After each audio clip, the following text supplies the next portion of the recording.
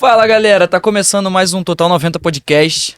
Eu tô aqui na companhia dos meus amigos maravilhosos, Igor e Alex. Hoje o programa é sobre qual é a melhor seleção de todos os tempos. Ah, como assim? Qual é a melhor seleção de todos os tempos? É o Brasil, pentacampeão. Não a seleção. A gente vai analisar o elenco das seleções que foram definidas já pela produção do programa. E essas seleções só entraram nessa discussão porque elas já foram campeões do mundo, tá? Então, poxa, a Holanda de 74 revolucionou o futebol, carrossel holandês, cruyffismo, não sei, não tá aqui. Não ganhou, não conta, tá? Então, tudo bem com vocês? Tudo bem, tranquilo. Para deixar claro aqui que as seleções que escolhemos também buscamos ter pouco da mesma seleção, né? Apesar de ter a Alemanha 2 vezes, muito pelo impacto que teve também. Então a gente vai falar um pouquinho melhor sobre isso, mas agradecer que tá todo mundo aqui, então vamos para mais um episódio. É isso aí, a gente tentou colocar pelo menos uma seleção de cada das vencedoras, né? Porque poderia não ter a Itália, ou não ter a Argentina, não tem, enfim. Tentou trazer um pouco de cada. Mas é isso, né? Acho que vai ser uma briga muito boa, um debate bem equilibrado. Tem muitas seleções que revolucionaram e por ser um aspecto de Copa do Mundo vai ter muito equilíbrio, porque a Copa do Mundo é isso, né? Um tiro curto, então isso torna tudo mais mágico que gira em torno da Copa. Então é isso, antes da gente começar, o Igor tem um recadinho pra galera, né? Vocês já repararam o quanto é legal a gente ter um bom aparelho? Então eu tava conversando com um bom amigo meu que ele comprou um bom aparelho, sabia, Alex? Comprou? Aonde que ele comprou? Cara, ele comprou com o Eleve Sport. Esse cara não tem jeito, cara. Você que tá nos acompanhando, se você quer um bom iPhone, aquele de qualidade, pode procurar um amigo aí no Instagram, Eleve Sport. Importe, né? Importe Store. Vai lá. Isso aí. Leve esporte. Igor, e eu tô precisando, perder um peso. Cara, tô precisando fazer um exercício. O que tu me indica? Tem algo muito moderno chamado uma bicicleta. Pelo nosso grande amigo AVC. Cara, te falar, você tá com algum problema na sua bicicleta. Você tá com algum problema, cara. Com a sua bicicleta, com a sua bike, você chama de amigo, de amiga, de Larissa, sei lá o nome da tua bicicleta. Magrela. Né? Vá com o amigo aí, o AVC. Melhor cara pra você consertar a sua bicicleta, pra você comprar uma também. Amigão aí tá pra te ajudar, tá? Pode procurar aí lá. Então, tudo anunciado, né? Perfeito. Como manda o figurino. Vamos lá. Seleções. Seleções pré-definidas já temos aqui. Por ordem, né, de acontecimento, temos em disputa o Brasil de 70, a Itália de 82, a Argentina de 86, a Alemanha de 90, não consigo deixar o outro dedo abaixado, França de 98, Espanha de 2010 e a Alemanha de 2014. Perfeito. Tá? Então, o que você pode dizer de cada uma dessas seleções? Alguma coisa no geral? Eu quero trazer um destaque que a gente já trouxe, eu acho que em outro episódio, sobre a questão de mudar o esporte. A seleção de 70, eu acho que além de... O pessoal fala dela de maneira muito romântica, né? Porque pegar aqueles vídeos do cara correndo a bola, chutando, o outro sem ver, já na direção, chutar, só falar futebol mágico, futebol bonito. Mas a seleção de 70, taticamente, também foi muito forte, porque a gente fala de uma seleção que tinha praticamente 4 atacantes, né? A gente for analisar legal, eram 3, mas com a função que se fazia, vai me faltar o nome do jogador agora, era uma seleção muito dinâmica. Então, eu acho que na questão de impacto, de beleza, de tática, na questão de posicionamento, porque a gente tem uma seleção que ela trabalhava, dessa vez eu vou falar certo termo, né? Eu pesquisei, WM, que era uma seleção que tinha um meio de campo muito fluido, assim, em questão de dinâmica, e para não falar só da seleção brasileira, eu gostaria de destacar também muito, mas muito, o quanto a Argentina de 86 era completamente diferente. A gente tá falando de uma seleção que tinha um estilo de jogo muito rápido, muita velocidade, então a gente vai falar de 2 seleções que o conjunto era muito forte, e outra que 2, 3 jogadores traziam uma dinâmica que todo o elenco se montava em torno deles. Então, 2 seleções que quero destacar. E a Espanha de 2010 não podia ficar de fora, né? É uma seleção que tinha um futebol muito envolvente, 2 toques, a gente fala do tic-tac pra lá, pra cá. Isso voltou a estar em alta justamente por causa dessa seleção, por causa do estilo de futebol também do Barcelona na época, que a seleção tinha grandes jogadores que compunham essa função. E quando a gente fala, a gente já pensa no tic-tac de 2010. Ninguém consegue falar tic-tac e não pensar na seleção da Espanha. E para trazer um contexto, eu acho que um pouco histórico também, essa Argentina, ela tinha um pacto muito com o povo, muito ligado. A gente vê que os jogos da Argentina, a gente estava falando muito no outro episódio sobre o impacto do Maradona. A Argentina de 86 teve um impacto dentro da Argentina, num conflito que tinha muito grande na época, talvez, sobre a Malvinas, esses outros contextos que afligiam questões políticas e econômicas. E a Copa foi meio que um fechamento para as pessoas analisarem, ver a seleção e estarem juntas, sabe? Então é uma seleção que teve um impacto muito forte e eu acho que ela é importante, ela tá em pauta nesse sentido também. Acho que o quesito Copa do Mundo conta muito também esse aspecto que o Igor citou, de ser algo um pouco além só do futebol, né? Uma união de país. Então essa Copa do Mundo que a Argentina vence é um contexto muito importante. Até o gol de mão do Maradona, ele é muito representativo, e a gente até falou no episódio anterior sobre o Maradona. Isso conta muito também, né? Nesse quesito de ser uma Argentina em guerra, então conta bastante. Mas eu acho que não é muito difícil fugir desses nomes de seleções que o Igor citou. A seleção de 70 tem um aspecto que é uma reunião de craques muito grande, né? São, do meio pra frente, todo mundo era camisa 10 em seus respectivos times. Eram times brasileiros, mas a gente tem que contextualizar que, na época, os times brasileiros eram os principais times. Era como se fosse os camisas 10 da Premier League. Só que naquela época, com esse contexto. Então você tem um Gerson, Rivelino, Jairzinho, Tostão, Pelé, um Zagallo, até com uma seleção muito representativa. Caraca, isso que o Alex falou, citando os nomes, a gente falou o nome dos principais ídolos dos clubes do Sim, Brasil, pô. Isso é absurdo, cara. Falando de outras seleções, a gente tem a da Espanha de 2010, que tem isso. Acho que a Alemanha de 14, ela é muito forte. Acho que por um jogo em específico, mas é um jogo muito marcante. Mas ela é muito sólida também, né? É uma A Alemanha seleção de que 14, sofria pouco. Exatamente. Tem um jogo que é muito marcante. O 7x1, verdade. você bater dentro de casa. A gente olha pro nosso aspecto como brasileiro, que é um jogo muito triste, enfim, é um 7x1 que a gente toma em casa, uma vergonha no quesito futebolístico pro país. Mas se a gente olhar num contexto geral, pro lado alemão, você bate dentro de casa uma equipe numa semifinal de Copa do Mundo, uma pentacampeã do mundo, por 7x1, tendo, enfim, o último confronto ter sido uma final que a Alemanha perde. Então, todo um contexto muito importante naquele 7x1 pro torcedor alemão, enfim, que conquista aquele título de Copa do Mundo. Então, são seleções. Quase todo mundo tem todos os títulos que a gente vai falar são lendários, né? São campeões de Copa do Mundo. Mas acho que essas seriam as principais, assim. Cara, só complementando rapidinho o que o Alex falou, essa questão da seleção da Alemanha, é uma seleção que a gente pode falar, pô, é fácil de eliminar, teve seleções mais bonitas no estilo de jogo, que, pô, marcaram mais, mas a seleção da Alemanha tinha poucos erros. Era uma seleção que errava muito pouco, sabe? Isso consolida muito uma seleção. Mas pode prosseguir. Então, temos os tópicos aqui, eliminatórios, Sim. como de costume nos nossos debates. Nesse nós temos 3 tópicos apenas. Então, vai ser 3 coisas aí, bateu, olhou, eliminou e vamos seguindo. Temos elenco, nível de enfrentamento, Perfeito. né? É importante, contra quem aquela seleção jogou a Copa, contra quem foi a final. E uma coisa que vocês falaram muito, que é o encantamento, né? O quanto Isso. aquela seleção foi revolucionária, o quanto que ela encantou, o quanto era legal assistir, o quanto foi bonito o jogo. Encantamento nesse sentido. Então a gente pode começar ou pela ordem cronológica, crescente ou descente. Acho que vamos falar mais antiga primeiro, né? Então vamos lá. Mais antiga primeiro, Brasil de 70. Mas a gente vai avaliar tudo de uma vez ou vai avaliar tipo, primeiro elenco? A gente pode ir um de cada vez, Tá. mas sem sair da seleção. Perfeito. Brasil de 70. Elenco. Tá? Vou falar pra vocês aqui. Não vou citar todos os convocados, até porque não faz sentido, mas os 11 que jogaram a final, né, para dar uma ilustrada no que era aquele elenco, até porque os 11 que jogaram a final eram os 11 mais importantes de todo o elenco. Sim. Então vamos lá.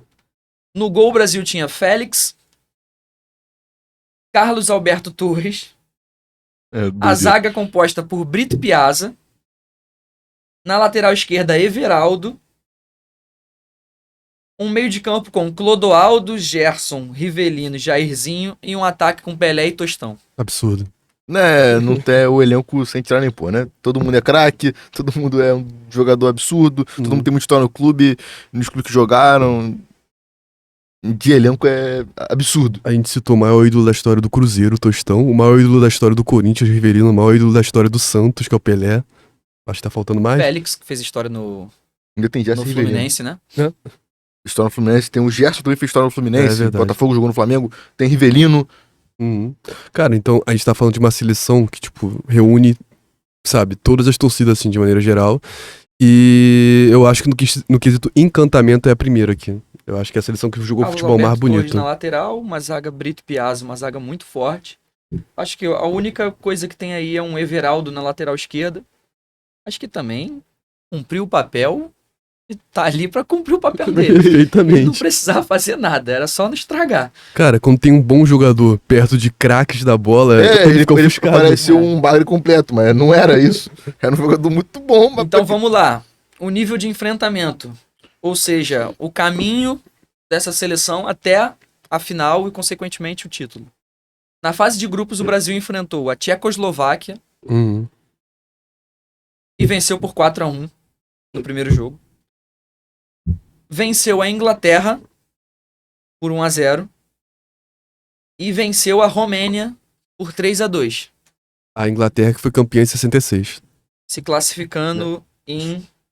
a Inglaterra que era a última campeã do mundo, né? Atual, né? É. Fala. O Brasil se classifica em primeiro lugar do grupo, né? Entre Brasil, Inglaterra, Romênia, Tchecoslováquia, o Brasil vence todos os jogos. Ele faz 11 gols. 11 gols não, ele faz 8 gols. Sofre 3 e tem um saldo de 5. Eu não entendi como é que funcionava a pontuação, porque tá 3 jogos, 3 vitórias e ele fez 6 pontos. Eu acho que era 2 pontos por vitória, não era 3 ainda. Era assim. Era por isso que muda pra ficar próximo do empate. Era 2 pontos por vitórias e 1 ponto pro empate. E era uma Copa que tinha menos jogos, né? Hoje a gente tem uma Copa com 6 jogos. Nessa Copa a gente teve 7. Um jogo a menos. Um jogo a menos? Não, 2, gente, 3, tem uma Copa. Hoje em dia a gente tem 7 jogos. 6. 6 jogos. Hoje a gente tem 7. Hoje em dia a gente tem 7. Isso não tinha oitavas. O Zagallo era o treinador, né? Isso. Aí o Brasil passa em primeiro nesse grupo, não tinha oitavas, ele vai para as quartas de final e joga contra o Peru e vence por 4-2. Na semifinal ele joga contra o Uruguai Uhum. e vence por 3-1. E na final ele vence a Itália por 4-1, né? Um placar completamente exorbitante contra a Itália. O que Antes vocês do- têm para dizer do nível de enfrentamento? Antes do Uruguai era quem? Rapidinho? Peru Peru. nas quartas. Bom, a gente tem uma fase de grupos aí que o Brasil pega a Inglaterra, né? Que era atual campeão do mundo, então é um jogo muito difícil. Nas quartas pega o Peru, considerado um time mais fraco, mas tem uma semifinal contra o Uruguai, uma final contra a Itália, que são adversários muito duros. Então a gente não pode considerar que não foi o caminho mais difícil de todos, mas é um caminho árduo, tem um nível de enfrentamento muito bom. A gente tem uma Tchecoslováquia que na época era Sim. uma seleção que era forte. A Romênia fez um jogo parelho, né? O Brasil vence por 3-2 na última rodada contra a Romênia. Olhando assim, é um jogo bem parelho. E aí, agora a gente tem o encantamento Uhum. pra falar. O quanto essa seleção de 70 encantou, eu acho que passa muito pelo que vocês já falaram aqui. 4 camisas 10, ídolo de todos os clubes. Os caras mais tops da época do futebol brasileiro, Sim. que era, consequentemente, o futebol brasileiro era, na época, o mais forte do mundo, por ter esses caras ali. Ou dois mais fortes do mundo. Acho que a representação dessa seleção é aquele gol na final que a bola passa por todo mundo, né?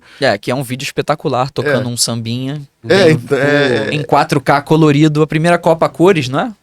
Sim. 70? Primeira Copa a cores. Então é isso, essa questão de encantamento talvez a que mais tenha tipo isso. assim, gente, se vocês forem pesquisar no YouTube, em qualquer lugar, tipo assim, essência do futebol brasileiro, vai aparecer essa seleção aqui, com esse vídeo, com esse gol, que é o gol do Carlos Alberto Torres, né? Isso, que ele É chega... o último, é o quarto gol. Então a gente vai deixando a seleção aqui pra falar a seleção brasileira de 70 pra falar da próxima. Posso mas a só gente já- trazer um último adendo? Pode? O Uruguai, na época, se eu não me engano, ele era um dos maiores campeões, ele já tinha sido bicampeão. Bicampeão. Bicampeão. O Uruguai já era bicampeão, o Brasil também. É, o Brasil É. também. O Brasil se torna o maior campeão naquela. O Brasil tem a posse da taça Jules Rimet, né? Que foi roubada no final. É. Quem não conhece a história pode pesquisar aí. É uma história que parece tema do filme dos Trapalhões. Mas aí, vamos lá. A próxima seleção é a Itália de 82. Tá? A Copa de 82, que é marcada por ela ser uma Copa de ter uma das melhores seleções brasileiras. Todo mundo lembra que era uma seleção que era muito parecida com a de 70 também, né? Pelo fato de ter muito craque junto. Se tinha Tostão, Rivelino, Pelé, Jairzinho na outra, nessa tinha Sócrates, Zico, Reinaldo. Falcão, Reinaldo. Era um negócio absurdo. O Roberto Dinamite no banco. Coisa de louco. Mas que não foi vencida por nós.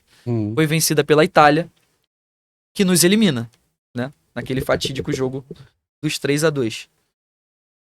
Tá? Vocês têm alguma coisa sobre a dizer da Itália ou eu posso citar o elenco e depois vocês começam a desenvolver? A da Itália, ela marca muito uma era também, né? Porque o futebol italiano começa a ter esse estigma de zagueiro, de defesa sólida. A partir dessa, assim, já tinha isso, mas ela consolida isso, sabe? Tipo, o futebol italiano é um futebol de defesa sólida, é um futebol porradeiro, é um futebol, sabe? E isso fica muito marcante durante toda a década de 80. Então, acho que o futebol italiano mostra que sua marca tá ali. Sabe, o seu futebol tá em alta. Porque o futebol brasileiro tem esse estigma do drible. Até por vencer a dita melhor seleção. Isso. Não é? E você vence Era a antítese disso. Isso, você vende a seleção que traz o drible, que traz o samba, traz todo aquele estereótipo de jogadas de individuais e coletivos junto, pra uma seleção que tem um futebol firme, de porrada, de um centroavante de ofício, como tinha essa seleção da Itália, que tinha 2 atacantes um pouco mais recuado. Então ela quebra meio que essa lei natural que a gente tinha na nossa visão do drible, da magia do futebol, sabe? E atrás isso entona. Então vamos lá. Elenco da Itália, né? O time da Itália que foi a campo na final contra a Alemanha foi Dino Zoff no gol. A lateral com Gaetano Cireia, Cláudio Gentili na zaga com Colovati, Fulvio Colovati. Giuseppe Bergomi na outra lateral. Na verdade, não, era uma linha de 3. Nossa, era 5 jogadores na defesa. Eu Era te uma falei. linha de 3 zagueiros. Colovati, Cireia e Gentili. Bergomi na lateral direita e o Cabrini na lateral esquerda. Um meio de campo com Marco Tardelli, Francesco Graziani e o Conte, Bruno Conte. E na frente, isolado, Paulo Rossi. Foi o que eu falei, uma defesa muito sólida, um time muito... Eu usei o termo porradeiro, mas era um time muito consolidado justamente Porradeiro é muito bom. um time muito consolidado defensivamente, de quebrar jogadas mesmo, e um centroavante de ofício muito bem encaixado, e você derruba uma seleção que traz drible, que traz falta, sabe? Paulo Rossi, que foi eleito o melhor jogador do mundo depois dessa Copa, ele foi artilheiro, melhor jogador, melhor do mundo da Copa, e alguns anos depois ele foi suspenso do futebol por manipulação de resultado, né? E aposta esportiva. Isso é absurdo. Na época eu não podia fazer bet. Na época não tava podendo ainda. Então vamos lá, o nível de enfrentamento da Itália foi o seguinte. Nossa senhora, que negócio horroroso. Fase de grupos. A Itália empata o primeiro jogo contra a Polônia em 0-0. Ela empata com o Peru em 1-1 no segundo jogo. E ela empata com Camarões em 1-1 no terceiro jogo. Caraca, Ou seja, a Itália passa da fase de grupos sem vencer nenhum jogo, com 3 empates. Ela passa em segundo lugar, porque o líder do grupo foi a Polônia, que venceu um jogo e empatou 2. Só a Polônia venceu no grupo. Parece ser o Boca Juniors de 2023, não foi? Que só empatou? E foi tudo nos pênaltis? Essa Copa a gente já tem mais rodadas, né? Sim. Oficiais. Já é introduzida as oitavas de final. Ela vence a Argentina nas oitavas por 2-1. E vence o Brasil nas quartas de final por 3-2. E depois vence a Polônia, que ela tinha empatado lá na fase de grupos, por 2-0 nas semis. E joga contra a Alemanha na final e vence por 3-1. Uhum. É engraçado, olhando aqui, porque parece que é o seguinte: a Itália passa aos trancos e barrancos nessa fase de grupos. Ela tem um jogo contra a Argentina que ganha de um 2-1. Uhum. E parece que depois desse jogo contra o Brasil, ou no jogo contra a Argentina, as coisas vão mudando um pouco pra Itália, né? As coisas vão começando a dar certo pra Itália, que vem de uma fase de grupo terrível, de 3 empates, passa em segundo. Aí ela vence da Argentina de 3-1, tira o melhor time, né, dessa Copa, que era dito por todo mundo que era pra ser campeão, que é o Brasil. Vence a Polônia, que ela tinha empatado, e vence até bem a Alemanha, um placar até elástico pra uma final, né, 3-1. Sim. Esse nível de enfrentamento, ele é terrível desse jeito, como a gente olha pra um grupo com Polônia, Peru e Camarões. Você acha que foi uma coisa muito difícil ou realmente a Itália não pode tropeçar desse jeito aí e passar desse jeito que ela passou? Ou isso é o que a seleção italiana se propõe a fazer? Eu acho que era a proposta, era um time mais defensivo, realmente, que tinha essa proposta de ser uma equipe mais defensiva. Acho que até por isso ela vai acabar na Austrália nessa disputa, ela já caiu, né? É. Mas tem um jogo muito emblemático que é contra o Brasil. Se a gente olhar no quesito do elenco também, tem ali o Dinosaur, que é um grande goleiro, um goleiro histórico. Tem o Paulo Rossi e é isso, né? E o Cireia, que é um cara Sim. assim que dá pra lembrar, mas Não é um elenco daqueles que acabou tem o na elenco memória. também, O nível de enfrentamento talvez não tenha sido tão alto. O encantamento também não é lá aquelas coisas. A gente não tem a memória de gols. A gente tem memória com o brasileiro do gol que a gente tomou. E é isso. Desculpa interromper, mas me chamou a atenção. O árbitro da final foi Arnaldo César Coelho.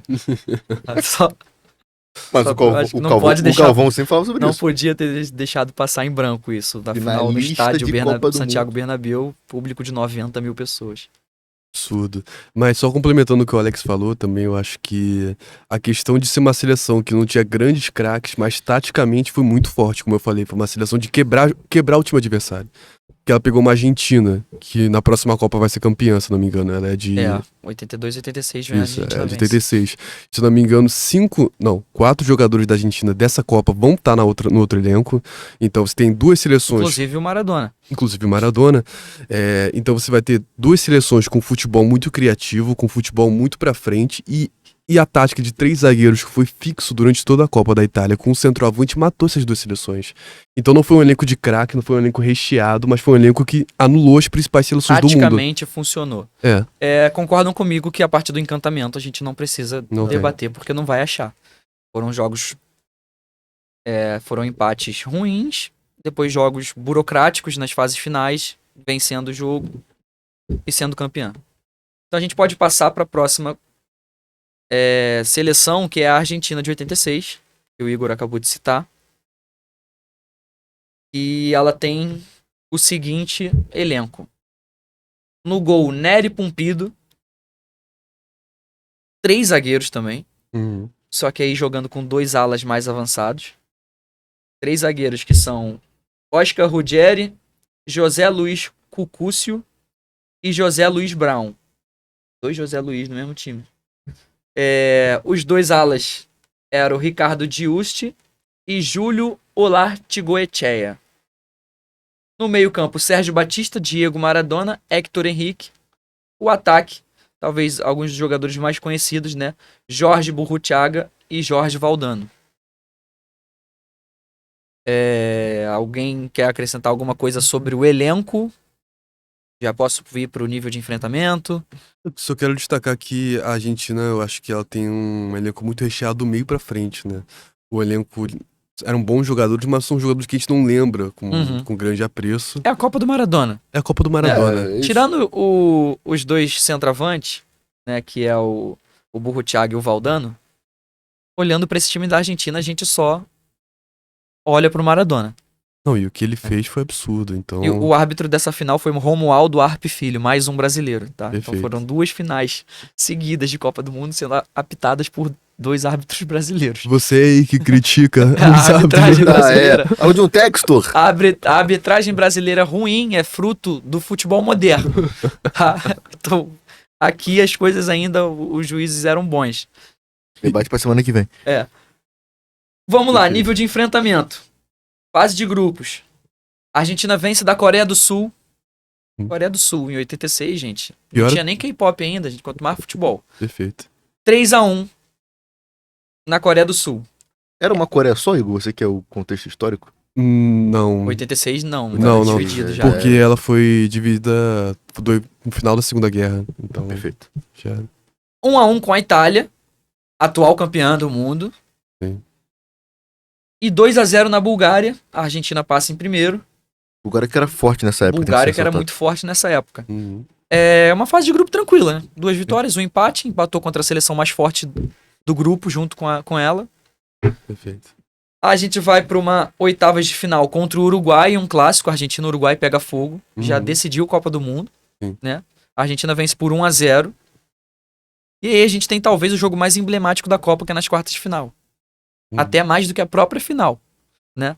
Essas quartas contra a Inglaterra, 2-1. 2 gols de Maradona, inclusive um com a mão. Lamão de Dios. E talvez, eu acho que na minha opinião, o gol mais bonito da história das Copas, que é o que ele dribla todo. É o grande. Dribla a Inglaterra inteira. Se botasse a rainha no meio ali, ele ia driblar também. Deve ter sido o jogo E mais, faz o gol. mais emblemático, talvez, da história da Copa, por todo o contexto fora. Tem um gol de mão, tem um gol. É. Semifinal, 2-0 na Bélgica. Uhum. E a final, ela é jogada contra uma forte seleção alemã. Forte. De Lothar Matthaus e Rummenigge. E bate na trave de novo, né? 3-2. A Argentina. A Argentina sai na frente. Faz 1-0, 2-0. A Alemanha empata em 2-2. E o Burro Thiago, aos 84 minutos, faz o terceiro gol e a Argentina se sagra campeã. Essa seleção, como a gente disse aqui, olhando assim, a gente vê Burro Thiago, Valdano, mas eles também não são muito lembrados. Óbvio que na Argentina eles vão ser muito lembrados, mas em contexto de Copa, a gente já falou, é a Copa do Maradona. Esse time, ele tinha um nível de encantamento, algo mágico. Maradona.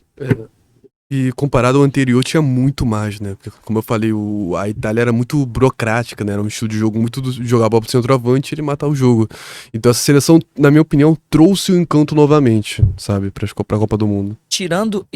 Falando de nível de enfrentamento, tirando a Coreia do Sul, essa seleção argentina jogou contra seleções fortíssimas. Uhum. Aí você tem a Itália no mesmo grupo, uma Bulgária que era muito forte, uma oitavas de final, que é um clássico contra o Uruguai, e aí o jogo contra a Inglaterra, que tem um contexto histórico absurdo, das Malvinas.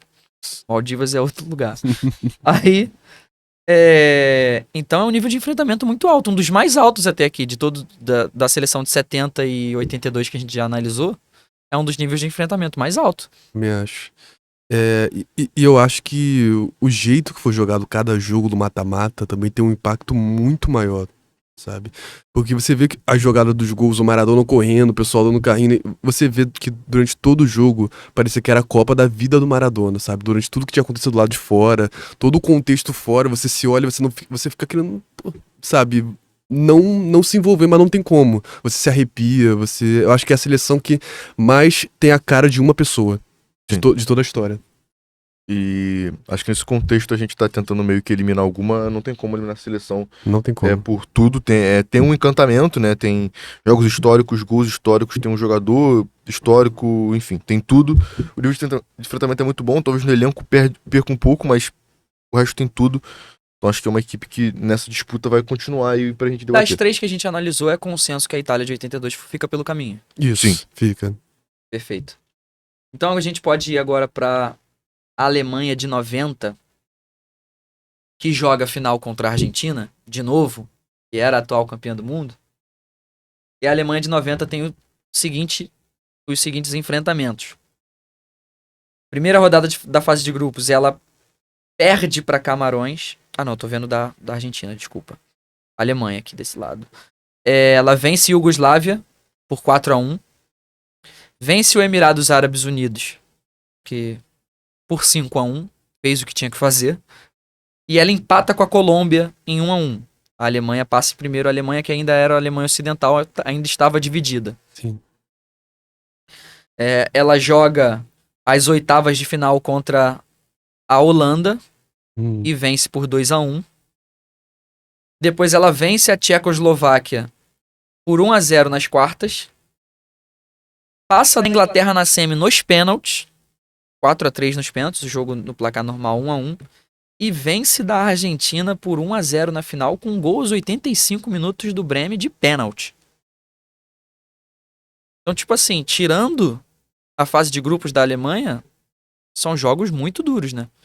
Pode citar o elenco dessa seleção? Foi a única. Desculpa, esqueci. Vamos lá, Alemanha Ocidental jogou com Bodo e Ligner no gol. Agora fudeu, pra falar esses nomes alemães aqui já era. Klaus Augenthaler, Thomas Berthold, Guido Buchwald, Jürgen Kohler, Andreas Brehme, Lothar Matthaus, Thomas Habler, Pierre Littbarski, Rudi Völler e Jürgen Klinsmann, que depois veio a ser técnico da seleção. Essa era a seleção alemã, que também jogava com 3 zagueiros. A gente tá vendo aqui que seleções que batem na final da Copa do Mundo e vencem, jogam com 3 zagueiros, né? Só o Brasil que não. Esse foi o elenco. Olhando o elenco, não é um elenco da gente olhar assim e falar, nossa, a quantidade de craque que tem nesse time é absurdo. Acho que na Austrália também é outra que já caiu, É. porque é um time que não tem, talvez, esse elenco, não tem zero encantamento, a gente não tem essa memória afetiva, a lembrança de uma Alemanha mágica. Tem um nível de enfrentamento muito forte, isso de fato tem, um caminho bem difícil que a Alemanha tem, mas nos outros aspectos acaba pecando, então vai ser mais uma seleção que vai embora. Eu acho que a Alemanha tem destaque pro Bremer, né? Obviamente. E o goleiro da Alemanha na época, ele era um dos melhores do mundo. Eu acho que eram os 2 grandes jogadores de peso que tinha na seleção. Mas a questão eu acho que era muito mais tática, né? Muito mais de jogo. Porque essa Alemanha, ela tinha a função muito de anular seleções favoritas e ela foi na trave 2 vezes, né? Então era um país que estava sofrido de título, né?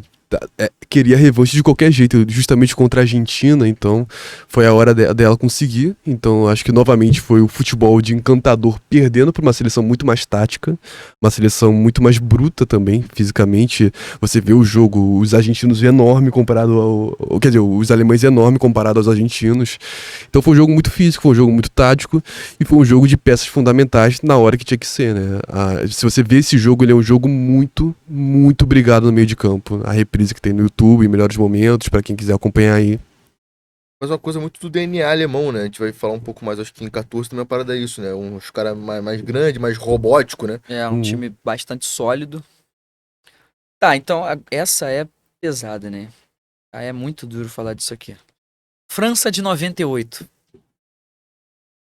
Duro demais. Vamos lá, a França de 98 tinha como equipe na final da Copa Fabien Barthez no gol, Lilian Thuram, Marcel Desailly, Frank Leboeuf e Vicente Lizarazu. No meio de campo, bom Didier Deschamps, capitão da seleção, Emmanuel Petit, Christian Karembeu, Zinedine Zidane, Yuri Djorkaeff e Stephane Guivart. Um banco de reservas com Patrick Vieira, Robert Pires, Thierry Henry e David Trezeguet. Posso citar absurdo uma isso. historinha pocket sobre isso? Eu tenho um amigo que tem um nome... Um abraço pra ele, inclusive. Djorkaeff, tamo junto. O nome dele é Djorkaeff porque o pai Por causa dele do Djorkaeff. viu... E, inclusive, com todo respeito, o Djorkaeff não era esse craque todo. Mas o pai dele viu e falou, gostei desse cara. Djorkaeff é o nome do moleque. Inacreditável. Djorkaeff dos Santos. Essa foi a seleção da França na final, né? Cara, Mas sobre elenco, é um baita elenco, tá? É um elenco muito baita bom. elenco. Pô, o meio de campo dele é É absurdo. absurdo, não? Caraca, o pessoal fala muito do Zidane, mas o Deschamps, cara, nessa época, o que ele tava jogando era brincadeira. Então eu acho que no quesito elenco, na minha opinião, ela fica só atrás da de 70. Das que a gente falou até agora. Não, sim. Até agora. Também acho, concordo. Porque tem muito elenco O- forte que não ganhou a Copa, né? O Acho que caminho isso da França até a final foi o seguinte: África do Sul, fase de grupos 3-0 França. Arábia Saudita, fase de grupos 4-0 França. Dinamarca 2-1 pra França. Oitavas de final, 1-0 no Paraguai na prorrogação. Uhum. Quartas de final, 0-0 com a Itália e um 4-3 nos pênaltis.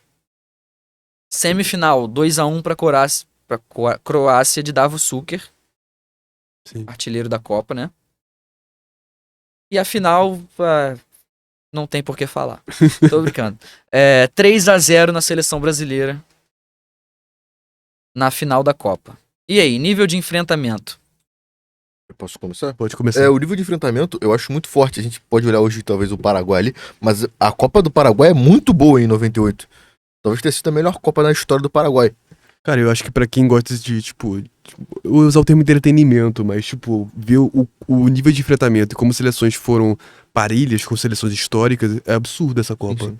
A gente fala muito da Costa Rica, da Copa que teve recente há poucos anos, né? Acho que tem o quê? Uns 10 anos, não sei direito. 14, 10 anos. 14, 10 anos. 10 anos, mas as seleções de 98 surpreenderam muito algumas jogando de igual para igual. Esse Paraguai teve um elenco tático, uma forma de ver o jogo muito, muito consolidado pelo treinador. E só para abordar um outro assunto de enfrentamento, o que a França fez nessa final, o que a França fez nessa final, no quesito habilidades individuais, como a gente falou da outra seleção, teve de Zidane, teve o Deschamps, mas teve um elenco muito conjunto. A gente tá falando de um jogador que tinha um refino de nível técnico, como o Zidane tem, que tem esses cortes aí dele dominando a bola que toda hora aparece. E, pô, ele desfilou nessa Copa do Mundo, sabe? Eu acho que foi a consolidação de uma geração francesa muito boa, principalmente do meio pra frente. É isso, uma seleção muito forte, tem uma final muito emblemática, ganha dentro de casa, enfim, tem todo um contexto. Então, é correto afirmar que essa seleção francesa ela tem os 3 quesitos para continuar na disputa. Sim. Tem. Tá. Então, Brasil de 70 segue. Aqui, a Itália de 82 caiu. Argentina 86? Argentina de 86 caiu. Não. Ou segue? Não, segue. Essa Alemanha de 90 cai. Caiu. Né? E fica a França 98. E fica a França 98. E agora a gente vai pra Espanha de 2010. Futebol revolucionário, né? Sim. A Espanha de 2010 foi a campo pra final com o seguinte elenco: Iker Casillas no gol, Sérgio Ramos na lateral direita, Gerard Piqué na zaga, junto com Carles Puyol, Capdevila na lateral esquerda, um meio de campo com Xabi Alonso, Sérgio Busquets, Andrés Iniesta, Xavi e Pedro Rodrigues, e na frente Davi Villa. Um Um timaço. banco que ainda tinha Cesc Fábricas, Jesus Navas, Fernando Torres. Um timaço. Era uma seleção inacreditável mesmo. O nível de enfrentamento foi: a Espanha vence da Suíça por 1-0 na fase de grupos, vence de Honduras por 2-0 na fase de grupos e o Chile por 2-1. Pega Portugal nas oitavas de final e vence por 1-0. Vence o Paraguai nas quartas por 1-0 e a Alemanha na semi por 1-0 também. E vence a Holanda na final também por 1-0. Aí já na prorrogação. Né? Elenco. Não tem nem o que dizer. Eu ia falar isso agora. Fazer comentários sobre essa Espanha seria um baita encheção de linguiça que a gente ficaria aqui meia hora falando de cada jogador, né? Talvez só no nível de enfrentamento. O nível que de, o nível de enfrentamento deixa um pouco abaixo. E encantamento também, a gente não precisa dizer nada, né? Um futebol revolucionário. O que nos leva... Espanha. O que nos leva à última seleção, que é a Alemanha de 2014. Uhum.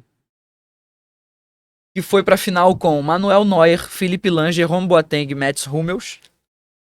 É inacreditável o Hummels em 2014 ter sido campeão do mundo e ele tá na final da Champions em 2024. Ter jogado a final da Champions em 2024. Rovedes na lateral esquerda, um meio de campo com Bastian Schweinsteiger, Christoph Kramer, Thomas Müller e Toni Kroos. E na frente Mesut Ozil e Miroslav Klose. Essa Artilheiro de seleção, Copas. o maior artilheiro de Copas. Né? Essa seleção enfrentou Portugal de Cristiano Ronaldo na fase de grupos e enfiou 4-0.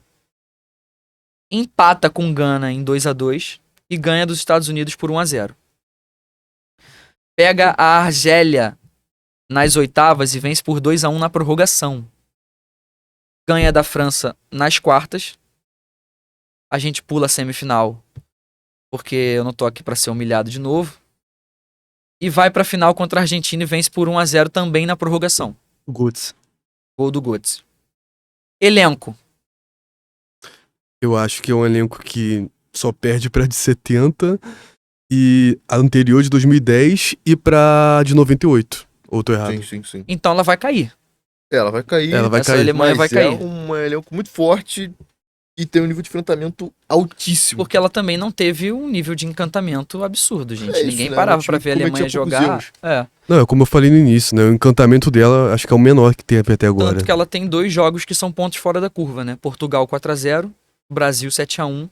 O resto é 2-2, 1-0 e 2-1. Sim, perfeito. Então a gente vai chegando aqui no final do nosso debate e com tudo analisado, né? Todo o contexto, todos os elencos, todos os níveis de enfrentamento. Chegamos aqui com Brasil de 70, França de 98, A gente... Espanha de 10 Isso, e Argentina de 86. perfeito. 4 seleções. Preciso do voto do Alex pra final. Quem você acha que é a maior? E o do Igor pra quem você acha que é a maior. Eu começo dessa vez? Pra mim é o Brasil de 70 por diversas questões, né? O nível de enfrentamento talvez não tenha sido mais forte, mas a gente tem uma semifinal, uma final muito forte. A gente tem uma disputa, uma fase de grupos também muito difícil. E o nível de encantamento, acho que nenhuma se compara, chegando em perto, o elenco era muito forte.